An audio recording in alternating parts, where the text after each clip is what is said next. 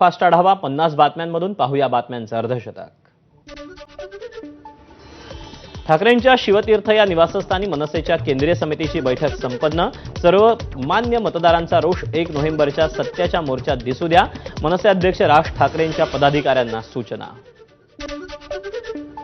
प्रमोद महाजन यांची हत्या केवळ पैशांसाठी झाली, ऐशो आरामात जगण्यासाठी प्रवीण महाजनांनी भाऊ प्रमोद महाजन यांची हत्या केली, प्रकाश महाजनांचा आरोप। गोपीनाथ मुंडे यांचे खरे वारसदार त्यांचे कार्यकर्ते आणि बीडमधील जनता, बहीण भाऊ केवळ जमीन लाटण्यासाठी एकत्र, पंकजा मुंडेंच्या मामी सारंगी महाजनांची मुंडे भावा बहिणीवर जोरदार टीका। केवळ स्वार्थासाठी सारंगी महाजन पंकजा मुंडेंवर टीका करतात, प्रकाश महाजनांचं सारंगी महाजनांना प्रत्युत्तर, पंकजा मुंडेंना बिघडलेली मुलगी म्हणत सारंगी महाजनांची टीका। पंकजा मुंडे यांना विधानसभेचं तिकीट देऊन गोपीनाथ मुंडेंनी त्यांचा राजकीय वारसदार कोण हे आधीच सांगितलं, गोपीनाथ मुंडेंचे वारस कोण या प्रश्नावर प्रकाश सोळंके यांची प्रतिक्रिया।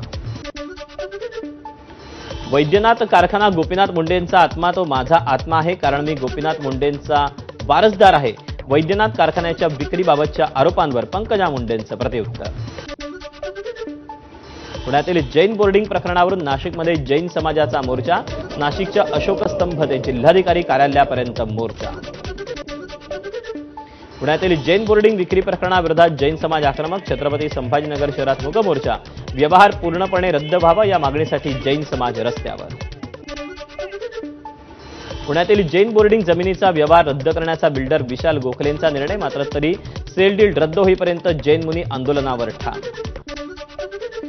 जैन बोर्डिंगची जमीन गिळणारा आका मुरलीधर मोहोळ, जैन बोर्डिंग प्रकरणावरून हर्षवर्धन सकपाळ यांची टीका।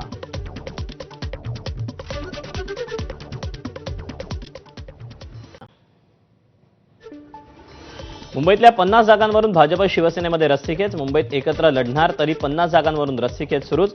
गेल्या निवडणुकीत 44 जागांवर शिवसेनेकडून भाजपचा पराभव झालेल्या जागा लढण्यावर शिवसेना ठाम। भाजप कार्यालयाच्या भूखंडाचा प्रवास राफेलच्या वेगानं, सर्व अडथळे दूर करून ही जागा महापालिकेकडून भाजपच्या मुख्यालयाला देण्यात आली, संजय राऊतांची टीका। भाजप कार्यकर्त्यांसाठी कार्यालय बांधतं, स्वतःसाठी 5 स्टार बंगले बांधत नाही, तर भूमिपूजनावर टीका करणं म्हणजे राजकारणाचं पतन, राऊत नकारात्मकतेचे नवीन प्रतीक, राऊतांनी केलेल्या टीकेवर नवनाथ बन यांची प्रतिक्रिया। जगातील सर्वात मोठ्या सागरी मेळाव्याला आजपासून सुरुवात, केंद्रीय गृहमंत्री अमित शहांच्या हस्ते इंडिया मेरीटाईम वीक 2025चं उद्घाटन, देशाची सागरी ताकद, ब्लू इकॉनॉमी अधिक बळकट करण्याचा हेतू। भाजप कार्यालयाची जागा ही महाराष्ट्र हाऊसिंग फायनान्स कॉर्पोरेशनची लीजवर घेतलेली जागा, इमारत धोकादायक आहे असं दाखवून ती ताब्यात घेऊन पाडण्यात आली आणि त्या ठिकाणी भाजप कार्यालयाचं भूमिपूजन, रोहित पवारांचा आरोप।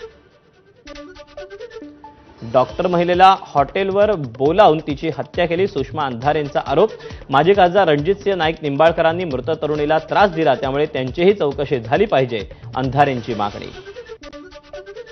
महिला आयोगाच्या रुपाली चाकणकरांनी फलटण रुग्णालयाला भेट दिली, डॉक्टर महिला आत्महत्येनंतर चाकणकरांनी वैद्यकीय टीमसोबत चर्चा करून माहिती जाणून घेतली।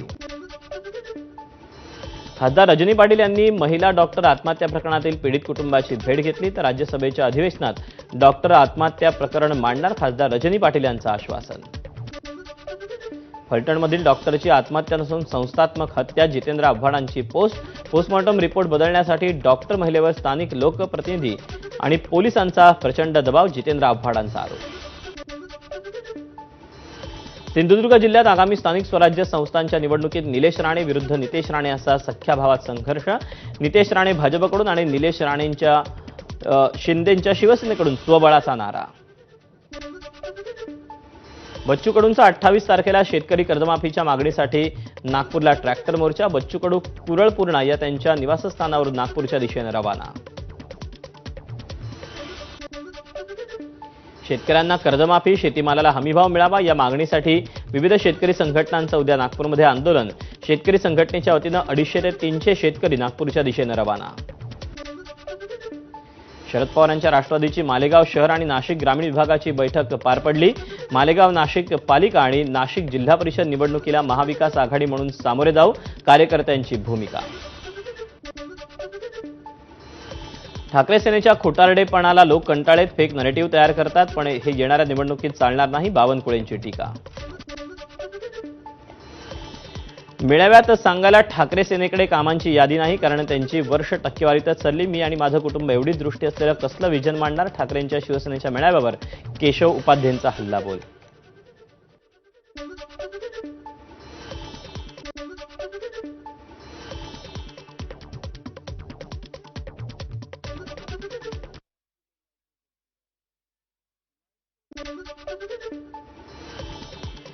रत्नागिरीचा गेलेला गड पुन्हा मनसेनं राखला. वैभव खेडेकर यांच्यासोबत गेलेले अनेक पदाधिकारी पुन्हा मनसेत. वैभव खेडेकरांच्या भाजपा प्रवेशादरम्यान अनेक कार्यकर्त्यांनी भाजपात प्रवेश केला होता. शरद पवारांच्या उपस्थितीत पक्षाची 2 दिवस बैठक. नंदुरबार, नाशिक, धुळे, जळगाव, अहिल्यानगर, सोलापूर, कोल्हापूर, सांगली, सातारा, पुणे जिल्ह्यात बैठका. भंडाऱ्यात भाजप शिवसेनेनंतर आता अजित पवारांची राष्ट्रवादी स्वबळावर लढण्याच्या तयारीत. फोडाफोडीचं राजकारण न करता नवीन आणि जुन्या कार्यकर्त्यांना संधी देणार अजित पवारांच्या राष्ट्रवादीचे धनंजय दलाल यांची माहिती. धाराशिव जिल्हा स्थानिक स्वराज्य संस्थेसाठी भाजपची रणनीती ठरली. जिल्हा परिषदेच्या 55 जागा, 8 पंचायत समितीचे 110 सदस्य आणि 8 नगरपालिकेच्या सर्व 175 जागा स्वबळावर लढण्याचं लक्ष्य. ठाकरेंच्या शिवसेनेला रायगडमध्ये मोठा धक्का. माजी जिल्हा संपर्क प्रमुख नागेंद्र राठोड भाजपमध्ये प्रवेश करणार. उद्या प्रदेशाध्यक्ष रवींद्र चव्हाण यांच्या उपस्थितीत मुंबईत पक्षप्रवेश.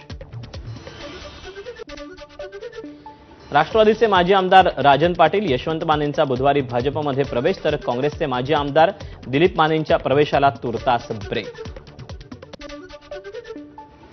छत्रपती संभाजीनगरमध्ये ओबीसी बांधव आक्रमक. केंब्रिज चौकात ओबीसी समाजातर्फे रास्ता रोको आंदोलन. ओबीसी प्रवर्गातील वंचित 12 बलुतेदार, 18 अलुतेदार, मागास ओबीसी समाजाला सामाजिक न्याय देण्याची मागणी.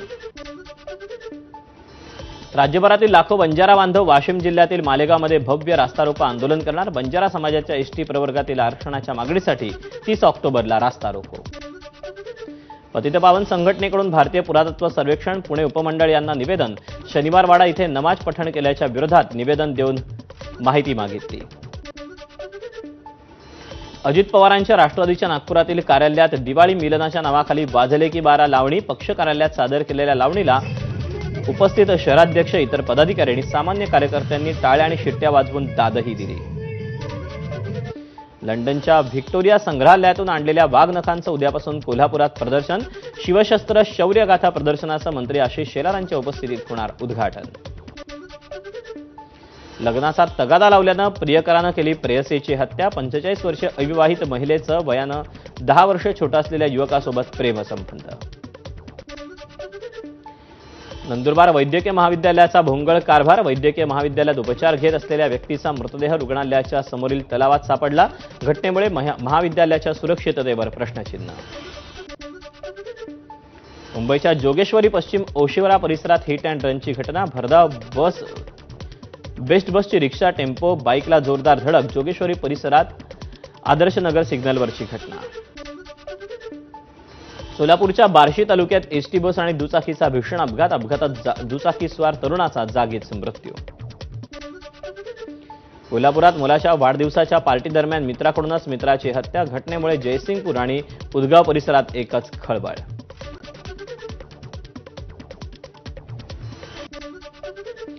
एसटीच्या ताफ्यात लवकरच 8,300 नव्या बसेस दाखल होणार. परिवहन मंत्री प्रताप सरनाईक यांची पोस्टद्वारे माहिती. गेटवे ऑफ इंडिया ते मांडवा दरम्यानची जलवाहतूक सेवा तात्पुरते बंद. समुद्रात जोरदार वारे, उंच लाटा उसळत असल्यानं खबरदारी म्हणून महाराष्ट्र मेरीटाईम बोर्डाचा निर्णय. नेरळ माथेरान मिनी ट्रेन यंदा परतीच्या पावसामुळे सेवेत थोडीशी उशिरानं धावणार. सततच्या पावसानं ट्रॅकच्या खालील भागात भूस्खलन झाल्यानं डागडुजीच्या कामामुळे 1 नोव्हेंबरपासून ट्रेन ही सेवेत दाखल होणार. बुलेट ट्रेन स्थानकांचं काम प्रगतीपथावर. मुंबई ते अहमदाबाद बुलेट ट्रेन मार्गात 12 स्थानकं. सुरत बुलेट ट्रेन स्थानकाचं काम कुठपर्यंत आलं हे सांगणारा व्हिडिओ शेअर. फिलिपिन्समधील बटांगस इथे ताल ज्वालामुखीचा उद्रेक. ज्वालामुखीच्या विवरापासून 2400 मीटरपेक्षा जास्त उंचीवर राखेचा ढीग उसळल्याची माहिती. भारत आणि चीनमधील थेट उड्डाणं पुन्हा सुरू. कोलकात्याच्या नेताजी सुभाषचंद्र बोस आंतरराष्ट्रीय विमानतळावरून इंडिगोचं विमान चीनमधील ग्वांगझूसाठी रवाना. साऊथ चायना सीमध्ये रविवारी अमेरिकेचे 2 हेलिकॉप्टर क्रॅश, सेनेच्या सरावादरम्यानची घटना, जीवितहानी नाही.